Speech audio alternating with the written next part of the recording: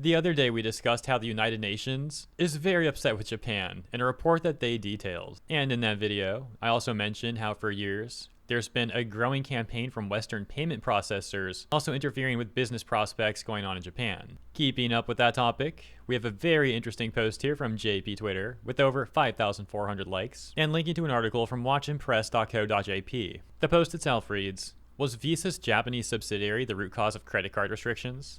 I just had to change my card, so I decided to stop using Visa and switch to another card. President of Japanese subsidiary says, we need to make it unusable to protect the brand." And that's referring to the end of this article where they once again have that quote in the section titled "Adult Refusal is to Protect the Brand." Elaborating on it by saying, during the question and answering session, the reason for the recent cases where Visa cannot be used for payment on sites that sell adult content legal in Japan was asked. And the legal in Japan thing is a very important piece of information to keep in mind, and we're going to discuss that point further in a moment. The next paragraph reading, Mr. Kitney commented that while Visa has a policy of making it possible to use legal and legitimate things as much as possible, sometimes it is necessary to disable it in order to protect the brand.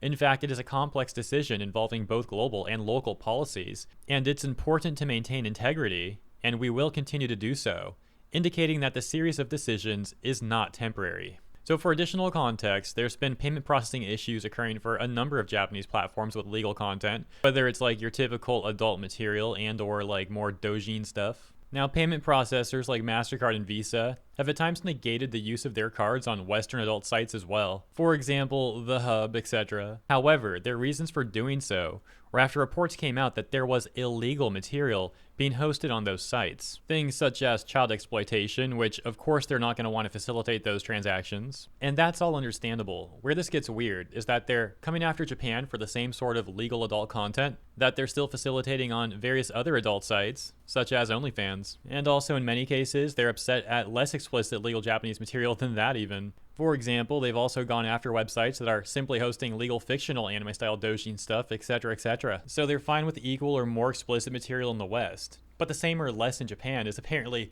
hurting the brand. And that weird double standard is the major point of contention here. There's a lack of consistency, and the synergy with the UN reports coinciding with these actions just paints a very odd picture. And for more information on this Mr. Kitney individual who was cited, over on Saganak.com, they would refer to him as the President and Representative Director of Visa Worldwide Japan, which of course lines up with the news that we read at Watch Impress Co.jp. Things get even stranger, because the OP would follow up that tweet with this one that reads, "However, when this issue first came up, it seemed like the payment processing companies and acquirers were desperately trying to hide where the orders came from, so it was a bit surprising to see the president himself speak so openly about it. Is this a declaration of war? Laughs." Let me know what you think about these double standards, and also let me know if you think the UN reports are coinciding with this coincidentally, or if there could be more to it. And as always, thank you for tuning in. If you enjoyed my coverage, consider liking and or subscribing. Appreciate ya, and I'll see you in the next one.